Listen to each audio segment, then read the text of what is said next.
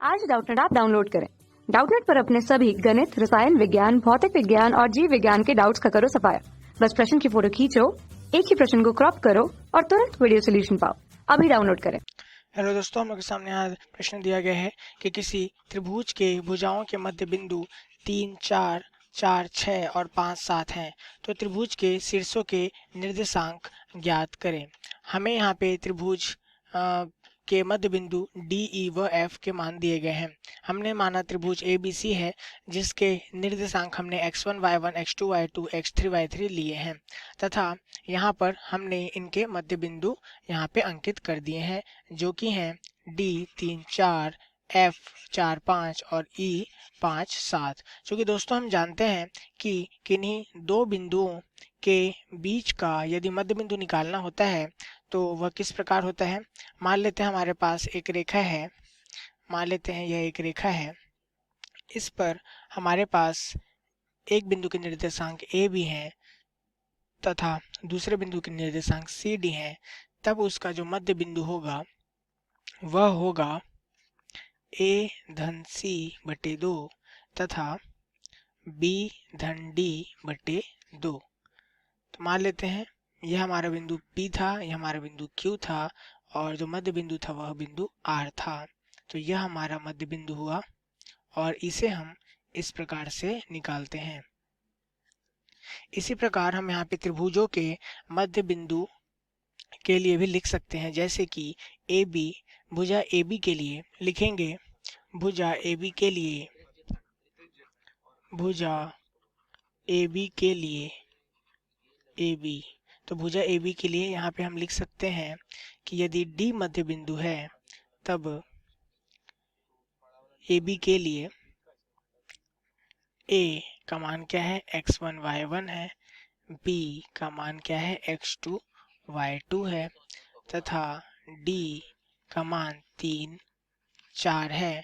तब यहाँ पे हम लिख सकते हैं x1 धन x2 बटे 2 बराबर क्या हो जाएगा 3 तथा y1 प्लस y2 बटे 2 बराबर क्या हो जाएगा 4 हो जाएगा। तो यहाँ से हम लिख सकते हैं x1 धन x2 बराबर पक्षांतर करने पर 3 दूनी 6 तथा y1 धन y2 बराबर पक्षांतर करने पर 4 दूनी 8। तो ये हमारा समीकरण 1 और हमारा समीकरण 2 हो गया।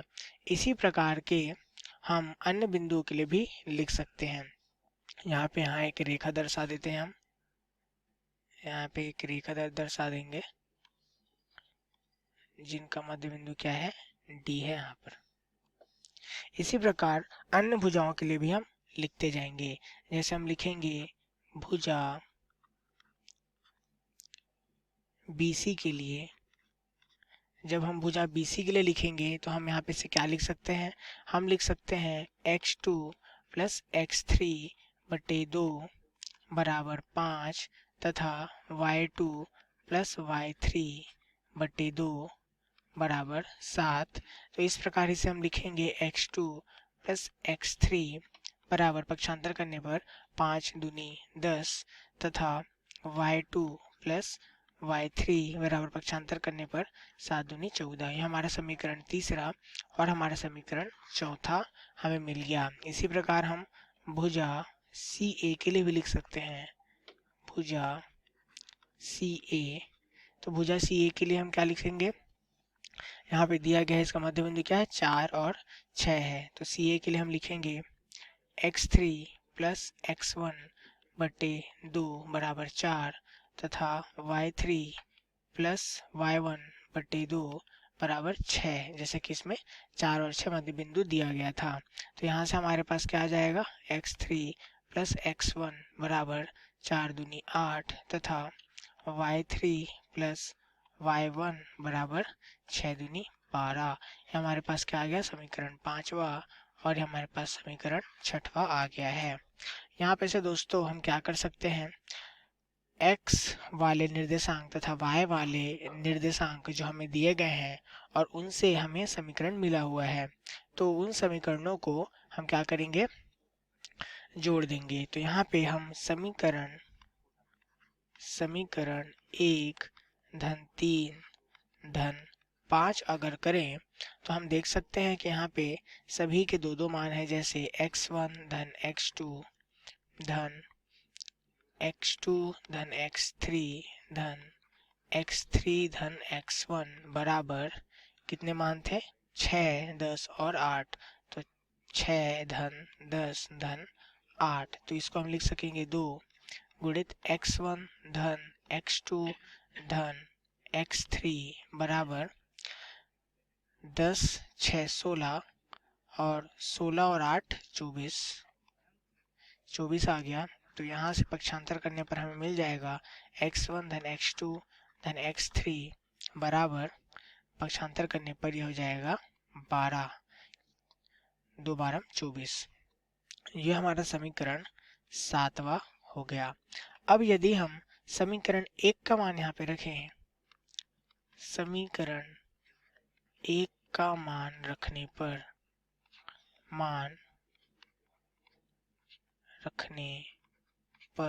समीकरण 1 का मान यहाँ रखें तो x1 धन x2 क्या था हमारे पास? वो था 6, तो इसको हम यहाँ रख देंगे तो यह हो जाएगा 6 धन x3 बराबर 12।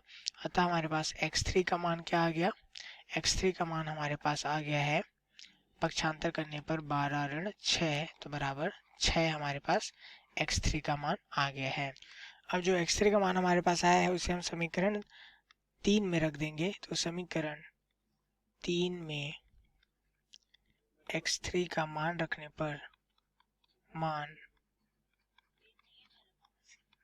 पर तो समीकरण 3 को यहाँ यदि हम देखें तो क्या है? x2 प्लस x3 बराबर कितना दिया है? 10 दिया है। तो इसमें हम रख देंगे x2 प्लस x3 की जगह 6 बराबर 10 दिया है। इसका मतलब x2 का मान हमारे पास क्या आ गया? 4 आ गया, तथा x2 का मान समीकरण 1 में रखने पर समीकरण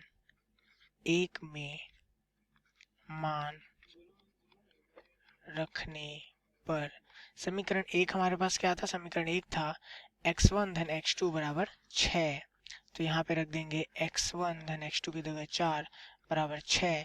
तो हमारे पास x1 का मान क्या आ गया? पक्षांतर करने पर 2 मिल जाएगा। अतः हमारे पास मान जो आ गए हैं x3 की वह 6 है, x2 का 4 है, x1 का 2 हमारे पास आ गया है।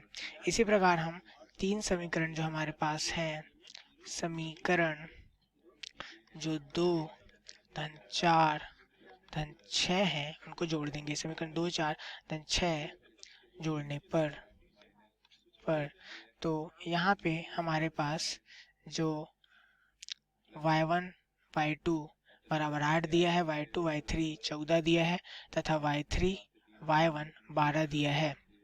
तो यहाँ पे यह हो जाएगा 2 गुणित y1 धन y2 धन y3 बराबर 8 धन 14 धन 12। चूंकि दोस्तों यहाँ हम देख सकते हैं कि तीनों समीकरणों में जो हमारे पास y1 y2 y3 है वह तीनों समीकरणों को मिलाकर कितने बार हैं? 2 बार आ जाएंगे, इसलिए 2 का गुणा बाहर हम कर देंगे। तो यहाँ से हमें क्या मिल जाएगा? y1 धन y2 धन y3 बराबर 12 8 20 20 और 14 34 आ जाएगा।